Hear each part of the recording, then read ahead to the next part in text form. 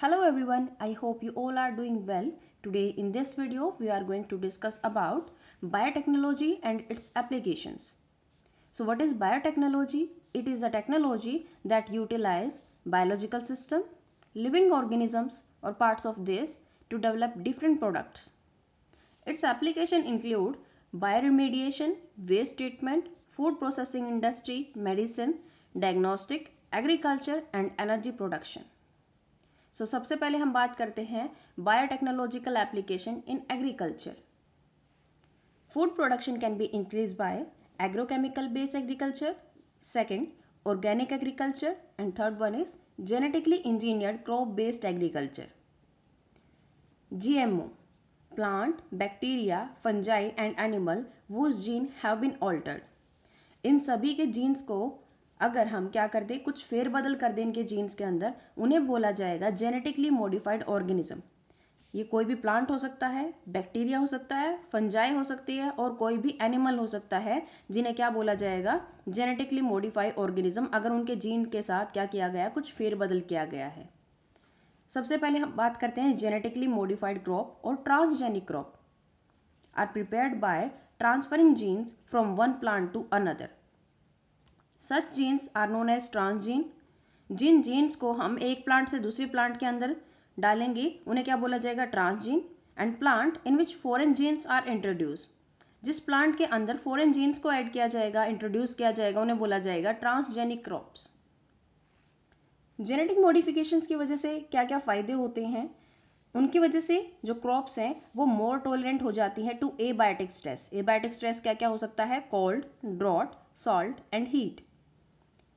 Help to reduce post harvest losses, reduce reliance on chemical pesticide, enhance nutritional value of food, that is vitamin A enriched golden rice.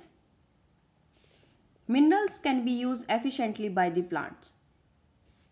Then next है application of biotechnology in production of pest resistant plant.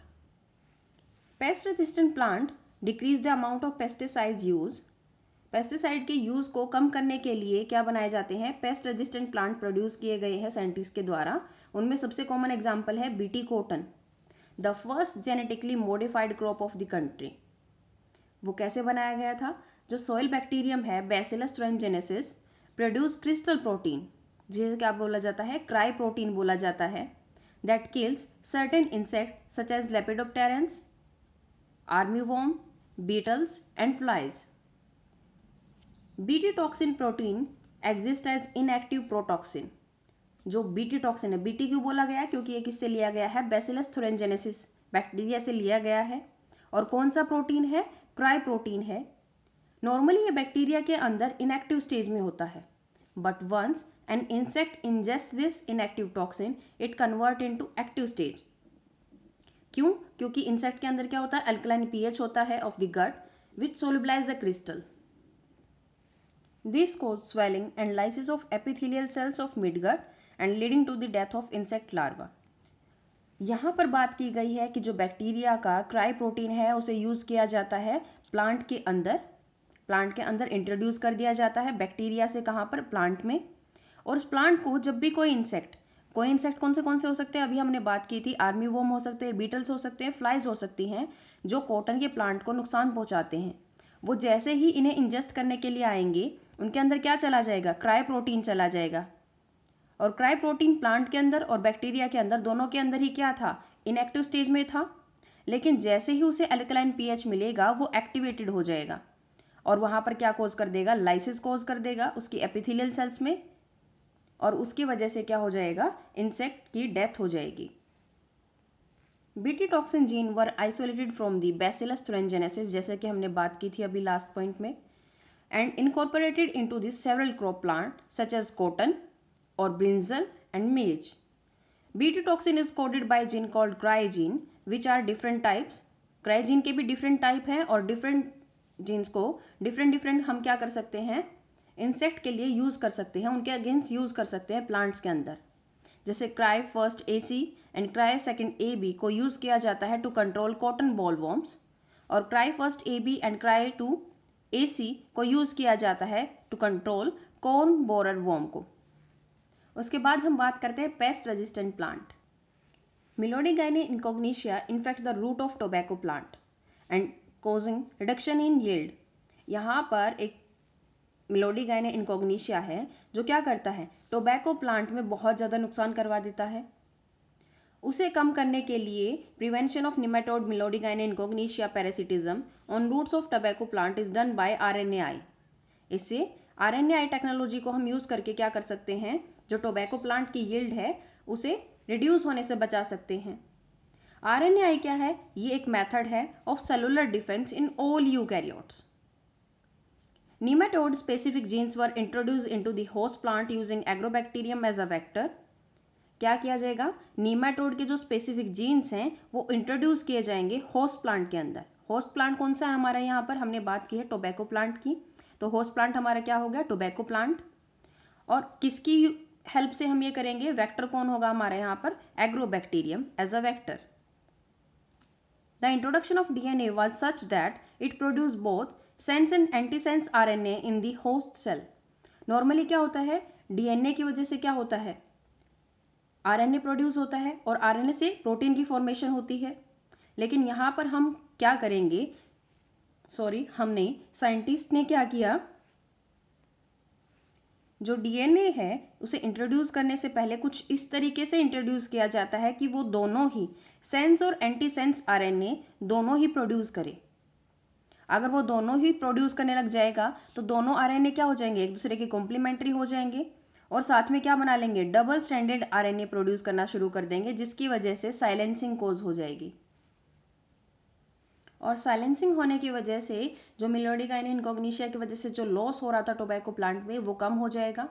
जो complementary mRNA है वो कहाँ से ले सकते हैं, infection by the RNA viruses और ट्रांसपोजोन से ले सकते हैं। उसके बाद क्या होगा, mRNA of the nematode is silenced and the parasite can not survive in the transgenic host. Then हमारा नेक्स्ट टॉपिक है application of biotechnology in medicine. क्या क्या फायदे हो सकते हैं बायोटेक्नोलॉजी के मेडिसिन के अंदर। The recombinant DNA technology is used for the production of therapeutic drugs which are safe and effective. These are safe and do not induce unwanted immunological response. About 30 recombinant therapeutics have been approved for the human use in the world, including 12 of these in India. उसमें सबसे common example है genetically engineered insulin. Insulin क्या है, एक hormone है। Insulin is in great demand due to increase in number of patient with adult onset diabetes. आप सभी को पता होगा कि जो डायबिटिक पेशेंट हैं उनके अंदर इंसुलिन का बहुत इंपॉर्टेंट रोल होता है। अगर किसी पेशेंट को डायबिटीज़ हो गया है तो उसकी बॉडी के अंदर इंसुलिन की कमी हो जाती है और इंसुलिन की कमी को पूरा करने के लिए हमें कहीं से तो उनका प्रोडक्शन चाहिए। So insulin was earlier extracted from the pancreas of cattle, pigs, but insulin from these sources develop allergy. इनकी वजह से क्या हो जाती है, पहले के टाइम पर एलर्जी होनी शुरू हो जाती थी। लेकिन आजकल क्या किया जाता है, जो जीन होता है इंसुलिन का वो इंट्रोड्यूस कर दिया जाता है बैक्टीरिया के अंदर और बैक्टीरिया जैसे जैसे डिवाइड करता है वो अपने साथ साथ क्या करता है, इंसुलिन का जो जीन होता है उसको भी क्या करता रहता है, एक्सप्रेस करता रहता है उसके खुद के जीनोम के साथ। जैसे ही वो डिवाइड करेगा, खुद का जीनोम को डिवाइड करेगा, डबल करेगा, उसके साथ हमारा क्या हो जाएगा, जो इंसुलिन का जीन है वो भी और बढ़ता चला जाएगा। एंड production of insulin by rDNA techniques why achieve by an American company, Eli Lilly, in 1983. It prepared 2 DNA sequence corresponding to A and B chain of human insulin. उसके अंदर क्या किया जाता है, उसके खुद के जीनोम के साथ A and B चेन होती है ह्यूमन इंसुलिन की, वो इंट्रोड्यूस कर दी जाती है। कहाँ पर, उसके प्लाज्मिड के अंदर ऑफ ई कोलाई क्या है, बैक्टीरिया है, फॉर द प्रोडक्शन। कुछ इस तरीके से दिखाई देता है इंसुलिन का स्ट्रक्चर। ये क्या है, प्रो एंजाइम इंसुलिन है, लेकिन मैच्योर होने के बाद मैच्योर इंसुलिन कैसा दिखाई देता है, कुछ इस तरीके से। ए एंड बी चेन है वो डाइसल्फाइड बॉन्ड के हेल्प से आपस में जुड़ी होती है और जो सी पेप्टाइड चेन है वो अलग हो जाती है। Insulin contain 2 short polypeptide chain A and B link by disulphide bridges, जैसा कि यहाँ पर दिखाई दे रहा है। But insulin as a proenzyme consist of 3 peptide chain A, B and C. यहाँ पर तीनों चेन है A, B and C. Mature insulin consists of only two peptide chains, A and B. Both these chains were separately isolated and introduced in plasmid of E. coli to produce insulin chains. Separately produced chain A and B were extracted, उन्हें निकाल लिया जाता है, and combined by creating a disulfide bond to form mature human insulin called humulin. सो ये था आज का हमारा टॉपिक. नेक्स्ट वीडियो में हम बात करेंगे gene therapy, molecular diagnosis and transgenic animals. Thank you so much.